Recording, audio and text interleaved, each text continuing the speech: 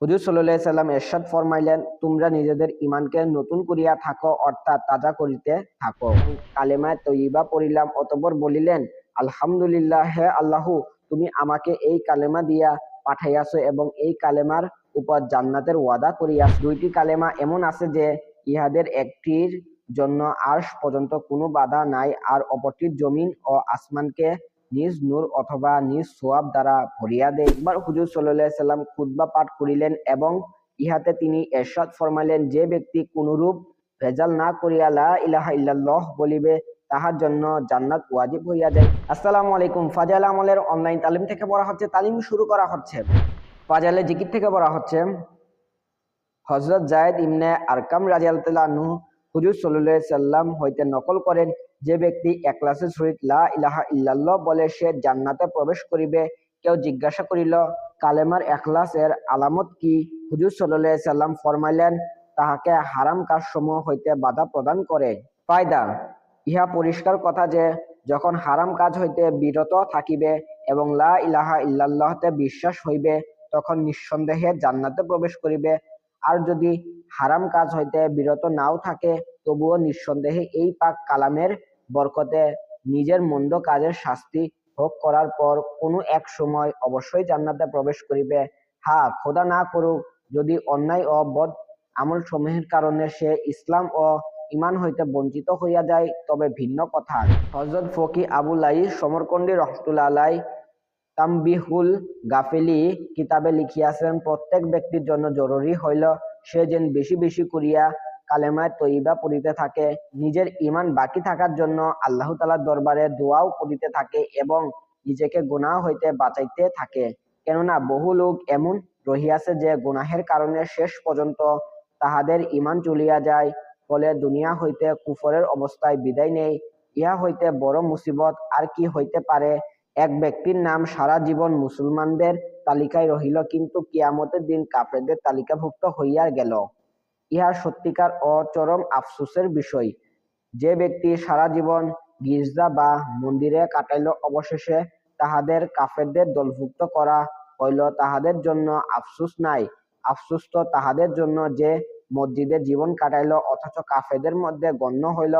সাধারণত অধিক গুনাহ ও নির্জনে হারাম কাজে লিপ্ত হওয়ার কারণে এইরূপ অবস্থা হইয়া থাকে। অনেক লোক এমন রহিয়াছে, যাহাদের নিকট অন্যের মাল সম্পদ গচ্ছিত থাকে। তাহারা জানে যে ইহা অন্যের মাল, কিন্তু মনকে এই বলিয়া বুঝায় যে কোনো এক সময় আমি তাহাকে ফেরত দিয়া দিব এবং পাওনাদার হইতে মাফ করাইয়া নিব, কিন্তু ইহার সুযোগ আর হইয়া উঠে না, পূর্বে মৃত্যু আসিয়া যায়। অনেক লোক এমন রহিয়াছে যে স্ত্রীর তালাক হইয়া গিয়াছে, বুঝা সত্ত্বেও স্ত্রীর সহিত সহবাসে লিপ্ত থাকে, আর এই অবস্থায় মৃত্যু আসিয়া যায় যে তওবা করাও তৌফিক হয় না। বস্তুত এই ধরনের অবস্থায় পরিশেষে ঈমান হারা হইয়া যায়। আল্লাহ তাআলা আমাদের সকলকে এই ধরনের অবস্থা হইতে রক্ষা করুক। হাদিসের কিতাবসমূহে একটি ঘটনা বর্ণিত হইয়াছে, হুজুর সাল্লাল্লাহু আলাইহি সাল্লামের জামানায় এক যুবকের ইন্তেকাল হইতে লাগিলে লোকেরা হুজুর সাল্লাল্লাহু আলাইহি সাল্লামের নিকট আরজ করিল, এই যুবক কালেমা উচ্চারণ করিতে পারিতেছে না। হুজুর সাল্লাল্লাহু আলাইহি সাল্লাম যুবকের নিকট তশরিফ নিয়া গেলেন এবং তাহাকে জিজ্ঞাসা করিলেন, কি হইয়াছে? সে বলিল, ইয়া রাসূলুল্লাহ, আমার দিলের উপর যেন একটি তালা লাগিয়া আছে। অনুসন্ধানের পর জানা গেল, যুবকের উপর তাহার মা অসন্তুষ্ট, সে মাকে কষ্ট দিয়াছে। হুজুর সাল্লাল্লাহু আলাইহি সাল্লাম তাহার মাকে ডাকিয়া জিজ্ঞাসা করিলেন, কোন ব্যক্তি যদি বিরাট অগ্নিকুণ্ড তৈয়ার করিয়া উহাতে তোমার ছেলেকে নিক্ষেপ করিতে উদ্যত হয়, তবে তুমি কি তাহাকে বাঁচাইবার জন্য সুপারিশ করিবে?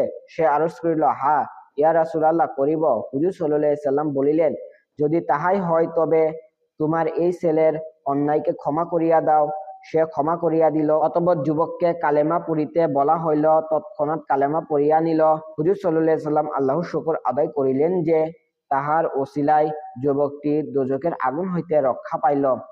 এই ধরনের শত শত ঘটনা ঘটিয়া থাকে যে আমরা এমন এমন গুনাহের মধ্যে লিপ্ত থাকি, যাহার কুফল আমাদিকে দিন ও দুনিয়া উভয় দিকে ক্ষতিগ্রস্ত করে। ইহইয়াউল উলুমের গ্রন্থকার লিখিয়াছেন, একবার হুজুর সাল্লাল্লাহু আলাইহি সাল্লাম খুতবা পাঠ করিলেন এবং ইহাতে তিনি ইরশাদ ফরমাইলেন, যে ব্যক্তি কোনরূপ ভেজাল না করিয়া লা ইলাহা ইল্লাল্লাহ বলিবে, তাহার জন্য জান্নাত ওয়াজিব হইয়া যাইবে। হযরত আলী রাদিয়াল্লাহু তাআলা আনহু আরজ করিলেন, ইয়া রাসূলুল্লাহ, ইহা বুঝাইয়া দিন যে ভেজাল করার অর্থ কি? তিনি ইরশাদ ফরমাইলেন, দুনিয়ার মহব্বত এবং ইহা তালাশে লাগিয়া যাওয়া। বহু লোক এমন রহিয়াছে যাহারা কথা বলে নবীগণের মতো, কিন্তু কাজ করে অহংকারী ও অত্যাচারী লোকদের মতো। যদি কেউ এই কালেমাকে উক্তরূপ কোনো কাজ না করিয়া পড়ে, তবে তাহার জন্য জান্নাত ওয়াজিব।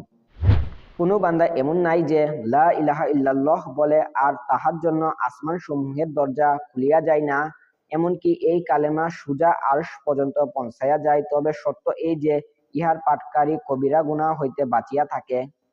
তারগিব তিরমিজি। ফায়দা: কত বড় ফজিলত এবং চরম কবুলিয়াতের কথা যে এই কালেমা সরাসরি আরশ পর্যন্ত পৌঁছিয়া যায়। একটু আগে ইহাও জানা গিয়াছে যে কবিরা গুনাহের সহিত পড়া হইলেও ইহার ফায়দা হইতে খালি নহে। মুল্লা আলী কারি রহমতুল্লাহ আলাইহি বলেন, তাড়াতাড়ি কবুল হওয়ার জন্য এবং আসমানের সকল দরজা খুলিয়া যাওয়ার জন্য কবিরা গুনাহ হইতে বাঁচিয়া থাকাকে শর্ত করা হইয়াছে, নতুবা কবিরা গুনাহের সহিত সওয়াব কবুল হইতে খালি নহে। কোনো কোনো আলেম উক্ত হাদিসের মর্ম এইরূপ বর্ণনা করিয়াছেন যে এইরূপ ব্যক্তির জন্য মৃত্যুর পর তাহার রূহের সম্মানার্থে আসমানের সকল দরজা খুলিয়া যাইবে। অনেক হাদিসে বর্ণিত হইয়াছে, দুইটি কালেমা এমন আছে যে ইহাদের একটির জন্য আরশ পর্যন্ত কোনো বাধা নাই, আর অপরটির জমিন ও আসমানকে নিজ নূর অথবা নিজ সোয়াব দ্বারা ভরিয়া দেয়। একটি লা ইলাহা ইল্লাল্লাহ, অপরটি আল্লাহু আকবার। হযরত সাদ্দাদ রাদিয়াল্লাহু তাআলা আনহু বর্ণনা করেন এবং হযরত উবাদা রাদিয়াল্লাহু তাআলা আনহু এই ঘটনা সমর্থন করেন যে একবার আমরা হুজুর সাল্লাল্লাহু আলাইহি সাল্লামের খেদমতে উপস্থিত ছিলাম। হুজুর সাল্লাল্লাহু আলাইহি সাল্লাম জিজ্ঞাসা করিলেন, এই মজলিসে কোনো অপরিচিত অমুসলিম লোক নাই তো? আমরা বলিলাম, কেউ নাই। তখন তিনি বলিলেন, দরজা বন্ধ করিয়া দাও। অতঃপর বলিলেন, তোমরা হাত উঠাও এবং বলো লা ইলাহা ইল্লাল্লাহ। আমরা কিছুক্ষণ হাত উঠাইয়া রাখিলাম এবং কালেমায়ে তয়্যিবা পড়িলাম। অতঃপর বলিলেন, আলহামদুলিল্লাহ, হে আল্লাহু, তুমি আমাকে এই কালেমা দিয়া পাঠাইয়াছ এবং এই কালেমার উপর জান্নাতের ওয়াদা করিয়াছ, আর তুমি কখনো ওয়াদা খেলাফ করো না। ইহার পর হুজুর সাল্লাল্লাহু আলাইহি সাল্লাম আমাদেরকে বলিলেন, তোমরা সুসংবাদ গ্রহণ করো, আল্লাহ তাআলা তোমাদিকে মাফ করিয়া দিয়াছেন। তারগিব আহমদ তাবারানী। ফায়দা: অপরিচিত ব্যক্তির সম্পর্কে জিজ্ঞাসা করিয়াছেন এবং দরজা বন্ধ করিয়া বলিয়াছেন সর্বস্ত। ইহার কারণ এই যে উপস্থিত লোকদের কালেমা পাঠের দ্বারা হুজুর সাল্লাল্লাহু আলাইহি সাল্লাম মাগফিরাতের সুসংবাদ পাইবার আশাবাদী ছিলেন, অন্যদের ব্যাপারে আশাবাদী ছিলেন না। সুফিগণ উক্ত হাদিস দ্বারা মুর্শিদগণকে জিকিরে তালিম করার বিষয়টি প্রমাণ করিলেন। জামেউল উলুম কিতাবে আছে, হুজুর সাল্লাল্লাহু আলাইহি সাল্লাম সাহাবায়ে একরামকে জামাতবদ্ধভাবে বা একা একা জিকিরে তালিম দিয়াছেন। জামাতবদ্ধভাবে তালিম দেওয়ার বিষয়টি এই হাদিস দ্বারা প্রমাণিত। এমন অবস্থায় দরজা বন্ধ করা দ্বারা শিক্ষার্থীদের তাওয়াজ্জুল ও মনোযোগ পূর্ণ করা উদ্দেশ্য। এই কারণে অপরিচিত লোক মজলিসে আসে কিনা জিজ্ঞাসা করিয়াছেন, কেননা অপরিচিত ব্যক্তি মজলিসে উপস্থিত নবী করিম সাল্লাল্লাহু আলাইহি সাল্লামের মনোযোগ নষ্ট হওয়ার কারণ না হইলেও শিক্ষার্থীদের মনোযোগ নষ্ট হওয়া সম্ভাব্য তো ছিলই। ঘরের দরজা বন্ধ করিয়া সূরার বতনের মুখ খুলিয়া তোমার সহিত গোপন বৈঠকে মিলিত হওয়ার কতই না আনন্দের বিষয়। হুজুর সাল্লাল্লাহু আলাইহি সাল্লাম ইরশাদ ফরমাইলেন, তোমরা নিজেদের ঈমানকে নতুন করিয়া থাকো, অর্থাৎ তাজা করিতে থাকো। সাহাবায়ে একরাম আরজ করিলেন, ইয়া রাসূলুল্লাহ, ঈমানকে কিভাবে নতুন করিব? ইরশাদ ফরমাইলেন, লা ইলাহা ইল্লাল্লাহ বেশি বেশি পড়িতে থাকো। ফায়দা: এক হাদিসে হুজুর সাল্লাল্লাহু আলাইহি সাল্লামের ইরশাদ বর্ণিত হইয়াছে, ঈমান পুরাতন হইয়া যায় যেমন কাপড় পুরাতন হইয়া যায়, অতএব আল্লাহ তাআলার নিকট ঈমানের নতুনত্ব চাহিতে থাকো।